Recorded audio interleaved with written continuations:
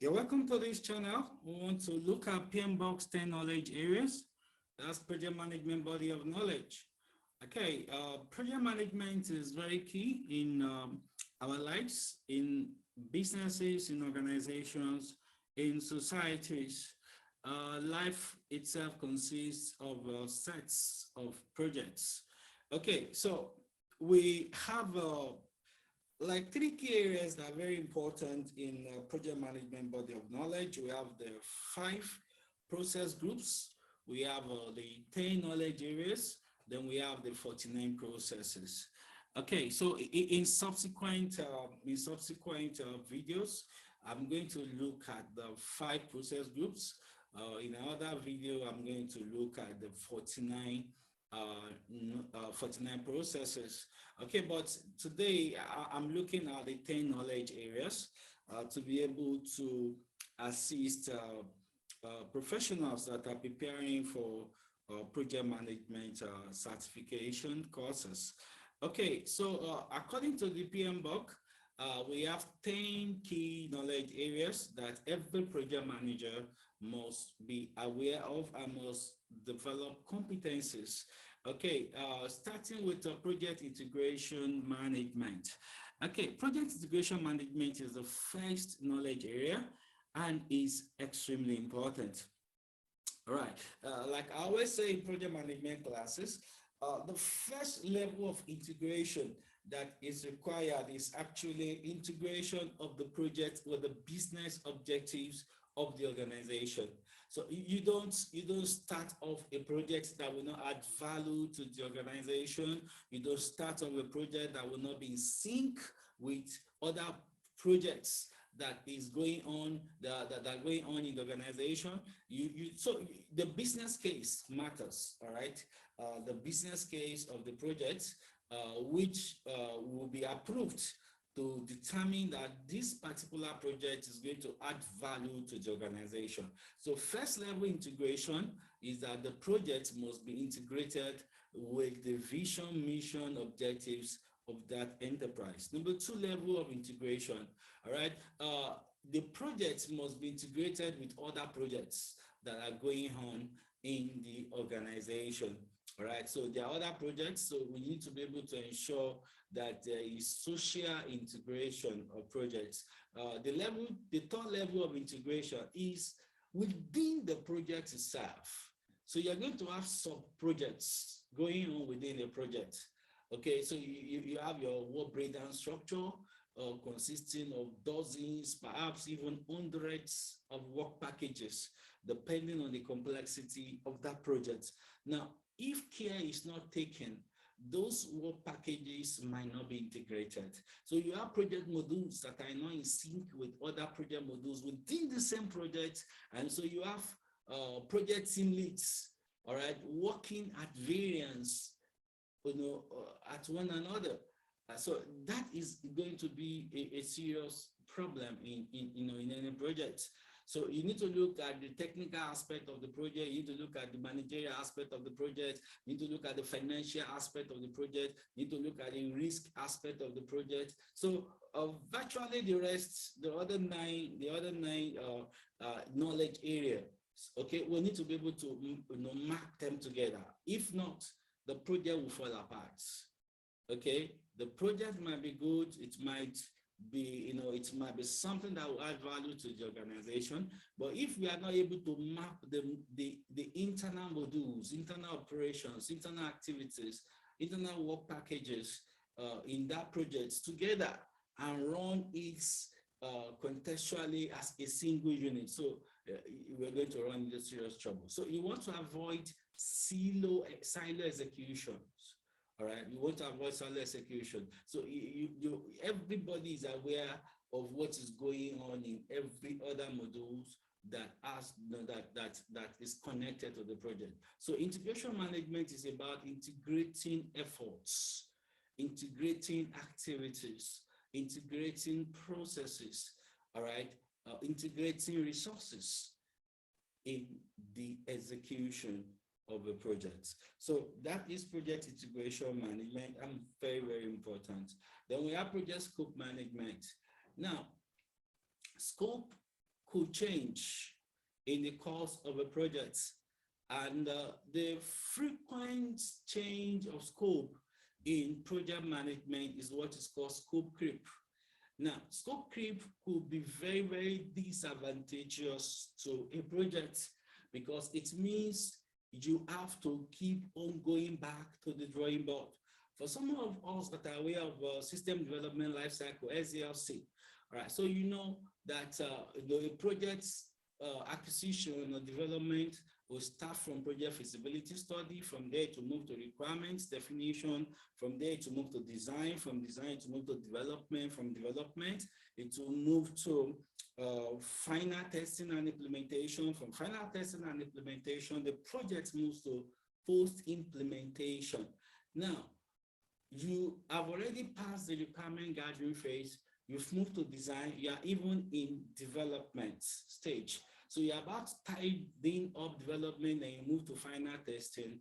Then somebody now raises hand and says, excuse me, please, there is one of the requirements that we forgot. In fact, we need 2 additional modules. So where do we start from? So that is why scope management is very important in projects, all right? So that because you want to avoid scope creep, which can lead to cost overrun, can lead to time overrun at the end of the day. So you need to manage your scope. You need to be able to agree with stakeholders. That's why scope management is integrated with stakeholder management. So you need to interact properly with the stakeholders and gather the requirement of the stakeholders so that you'll be able to document exactly what the stakeholders want, so that we don't start running to and fro in the course of the project. So that's basically what project scope management is all about, okay? Planning the scope and running with that scope till the end of the project. Then the third knowledge area is the project schedule management. All right, like I said, it's closely related to the scope management because the scope will affect your schedule. Okay, so we need to be able to plan and determine beforehand how long we're going to spend on the project. So it's very important so that you don't waste time on a project. You know, from the definition of a project is a temporary, initiative. It has a start date, it has an end date. So you don't want to be moving the start and end date, at will. That is not right. So we need to be able to manage to plan the schedule. So tools like Gantt charts, M-value analysis, tools like critical path methodology, program evaluation, review technique, PETs. All right, they are very important here for the project manager to be aware of, so that you'll be able to actually control the time spent on each activity, on each work package, and as a whole on the projects. So you need to be able to manage the schedule, manage the time that is going to be spent on that project. Then project costs management. So this is where your finance experts will now be able to contribute. So we need to be able to design the costing of the project. There is cost of the resources, cost of time, cost of human capital, cost of software, cost of hardware, and the rest, machineries. So we need to be able to plan the costs. You need to be able to plan it. All right. You need to be able to make room for adjustments, unknowns. So talking about contingencies. So you need to be able to also plan for contingencies, contingent expenses, expenditure in the project, so that at the end of the day you don't start having problem of a cost overrun, or you are 75% completed and money has run out. There's no fund again. So we need to be very strict when it comes to cost management, so that the funds earmarked for that project will be enough. So M-value analysis is actually very relevant here. How much have we spent on the project so far? How much was earned by the project? This is one of the topics or subtopics I love most in project management and envelope analysis, because it calls for accountability, maybe because of my accounting background. All right, so it enforces accountability in a project. It's not a matter of how much have you spent. The real question is, how much has the project earned from the money that was spent? Because the money spent will have been spent on frivolities, on non-objectives, what we call non-objectives in project management. So you have spent money on non-objectives, whereas the real objectives of the project is on that they are intended to. So you need to be able to use techniques like M-value analysis to be able to ensure that the cost of the project is managed. Then we look at project quality management, which is very essential also. All right, quality management is still tied to stakeholder management, because in reality, it is the stakeholders that determine quality. All right, so quality could be relative. That's the truth. Quality could be relative, depending on what the stakeholders actually want at a particular instance. So for every project, we need to be able to know who the key stakeholders are. Then we need to be able to know what their expectations are. And so it's the job of the project manager to ensure that the requirements defined by the stakeholders are actually adhered to throughout. So you need to build quality control processes into the projects, and not only quality control, you need to build quality assurance into the project. So you have an independent team also checking on what the project team is doing. So it is very important to ensure quality. Now, we have what we call quality, cost of quality. Cost of quality can be broken into two. You have conformance cost, you have non-conformance cost. So it's your choice which of the costs you want to pay or which of the costs you want to pay more. Okay, so cost of conformance, like cost of planning the projects. You know, it costs to plan a project, do detailed planning of the project, detailed costing of the project, hiring qualified hands, all right, cost of getting quality raw materials, quality machines, all right, cost of compliance with laws, regulations, standards. All these are costs of conformance to quality, all right. But if you don't conform, then you are going to pay more on the side of cost of non-conformance. So we're going to be looking at things like liabilities. You get sued. Okay, so you are giving out a product. The project produce products that are deficient. Then you sell those products out, and maybe because of the deficient poor quality project or products, people have accidents or people die, okay, or no, people got injured because of your products. Now, you're going to face liabilities. Go online, you're going to see so many case studies on, liabilities, court cases on people that use, deficient products, and you're suing the provider. So you can have liability cases because of non-conformance. You can have cost of reworks. So you're having rejects from customers, and that's a lot of problem. So they are sending back the goods back to you for you to reconfigure, for you to rework, and that's a lot of additional costs. Okay, warranty costs. So you have to replace, you have to repair, so all those costs. Then look at even reputational damage, which will eventually translate to loss of market. Okay, loss of market, loss of goodwill. So you need to have project quality management so as not to rubbish the entire project at the end of the day. Because if you look at the iron triangle, what is called the iron triangle, quality is actually the central focus of any project, is the deliverables. All right, so the defined threshold of the deliverables determine the success or failure of a project. Then the next one is project resource management. We need to be able to manage the resources of the project. So we need to know what we really need to execute that a particular project. So analogous estimation, can do analogous estimation to know, okay, what resources were used in the past projects. You can use parametric estimation, or in doing estimation of cost and the rest. You can use actual costs. You can use bottom-up estimating. Okay, so at least the financial aspect, but not just the financial aspect. What about people, skills requirements, competence requirements? Also, it's also very relevant. Software requirements, hardware requirement, machinery requirement, equipment requirement, testing requirement. So when you look at your work breakdown structure, which is basically a diagrammatic or hierarchical representation of the work packages that need to be executed for the project to be completed. So from the work packages, we can actually do an analysis of the resource. So we can do what I call a resource breakdown structure.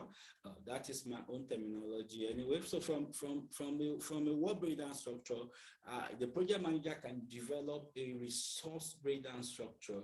So for each of the work package, identifying the work breakdown structure, you can actually itemize the resources, people skills, man, machines, and money that is required for each work package. Very important. All right, then of course, project communication management. So it was said that most of the work that the project manager would do actually will be focused on communication. All right, because a manager is not somebody that works. A manager is somebody that work through people. So a good manager will work through people. So since other people are doing what you really want, okay, so it's not your job for you to communicate to them, for them to communicate to you. So reports, issue reports, work status reports, and so we need to have formal communications, informal communications, verbal communications, written communications. So communication skills are very, very important. So the project manager needs to know when to go verbal, needs to know when to encourage, you need to know when to, you need to know when to communicate officially, communicate informally. So those skills are very, very important. When we are looking at the processes, I will elaborate more on this. So we need to have communication plan for communicating with people within the project, communication plan for communicating with people outside the projects, even the media outside, the general public and the rest that may want to make inquiry, especially for projects that are public interest. Okay, the project risk management is very important. Project risk, every project has its own risk, right? Every project has its own risk. So it's the job of the stakeholders, the project manager, the stakeholders of the project to be able to identify the risks that will come up early. So we need to, as many, of course, not all the risks can be known, but you need to do your best to collaborate with the stakeholders so that all manner of risk scenarios can be documented. So we need to be able to look at the risks, document the risks. So when we talk about risk assessment, risk assessment is about risk identification, risk analysis, and risk evaluation. So we need to identify the risks of the project. We need to rank the risk. That's risk analysis. So you do qualitative risk analysis, whether the risk is high, the risk is low, the risk is medium. You want to do quantitative and risk analysis. You want to determine how much in dollars, in naira, in cedis, in yen, how much would the project lose if a particular risk crystallizes? So that is quantitative risk analysis. We have semi-quantitative risk analysis. You want to actually determine the impact and the probability. So that one you can do, you can create a matrix, probability on y-axis, impact on x-axis, and plot. Maybe you range from 0 to 5, okay, and plot that for each of the risks. So that is the semi-quantitative risk analysis. Risk management is very, very important. It's very, very important. I've seen projects closing, shutting down because of currency forex fluctuations. So if you have not thought ahead and planned ahead, what happens? This project, we are drafting the project when the exchange rate is so amount. Worry about if the exchange before the end of the project, the exchange rate just swapped, maybe 30% or 15% increase. What do we do? Okay, political risk is there, economic risk is there, social risk is there. All right, taste of the society may change. The project may not be in vogue again, even before you complete the project.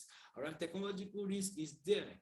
Environmental risk is there. Maybe the project is causing environmental pollution, and before you know, societal uprising starts coming up against the project. Legal risk is there. So you can have a law just pass in the middle of the game, shutting down the project. So that's what they call PESTEL analysis, PESTEL, PESTEL.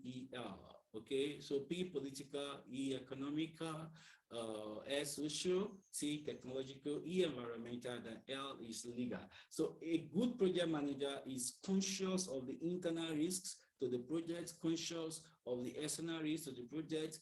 Then look at the project, the risk appetite of management of the organization, and come up with risk responses, whether you want to avoid the risk, whether you want to accept the risk, whether you want to mitigate the risk, whether you want to actually transfer the risk, maybe using insurance. So we need to have a good risk management system so that the risks do not kill the project before we finally deliver the project. Then project procurement management is very, very important. So procurement management starts with having a policy on procurement. All right. So in some organization, they don't hire you as a vendor unless you have been pre-qualified. So you already, if you pass certain qualifications, you're already in their vendor database. It's part of risk management. So you don't just give contracts out anyhow.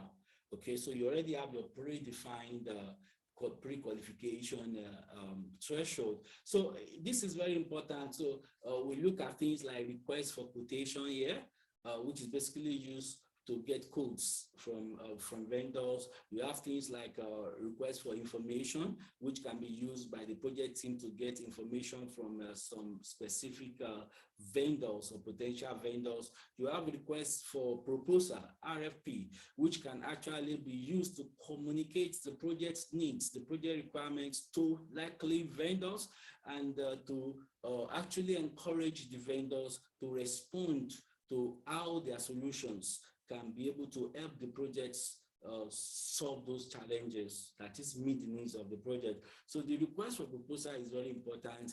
The vendor selection process is very important. So it's very important that you are able to bring your vendors on board as partners, not as those external consultants, but they need to be seen as integrated. You know, I'm talking about project integration management of first knowledge area. So we need to be able to integrate procurement management into the projects. We need to be able to integrate our vendors. All right. So contract management, service level agreement management, you know, they are very, very important. Metrics, key performance information, key performance indicators, auditing. All right. SOC 1 audit, SOC 2 audit, service organization control, SOC 1, SOC 2, SOC 3 audit. All right. So all those requirements to actually know what is happening behind the scenes in the vendor's organization is very important to ensure that procurement is adequately managed. The last but not the least is project stakeholder management, which I said is very, very important. The stakeholders determine the requirements of the project. They define the quality. And so a good project manager must know the stakeholders of the project. You know, you have what they call the stakeholder analysis matrix. So you need to be able to know who are your key stakeholders. So you need to be able to map the stakeholders into silos that will help you to be able to know, oh, these are the stakeholders I can just keep informed. These are the stakeholders that I need to keep very close. These are the stakeholders that I must keep satisfied. These are the stakeholders that I must monitor. So if you don't, you know, people can actually kill projects. I've seen a live case study whereby, you know, somebody was telling me of a project that was killed in a bank, all right, because the project manager was just arrogant. Honestly, that was just all. They just perceived that the project manager was talking down on them. Okay, as if you guys are helpless. This project is going to change your life. Don't worry, we are coming to rescue you. You know, and it rubbed bad on the people the users that even that project will benefit, and they agree that that project is not going to work. This is a true life case study, and that project died, okay, because stakeholders were not managed. Stakeholders of that project they were not managed. So a project manager must be able to know the stakeholders, be able to rank the stakeholders based on how powerful the influence of those stakeholders may be on the projects, and respond to those stakeholders based on the level of influence they have on the project. Then also, it is also very important that those stakeholders must be managed, so that at the end of the day, you can have a successful project. Now, so these are the 10 knowledge areas in the project management body of knowledge. My name is Akinwale Akindia. In the next videos on project management, I'll be looking at the process groups and the 49 processes in the PMBOK. Kindly subscribe to this channel if you are here to do so. Thank you.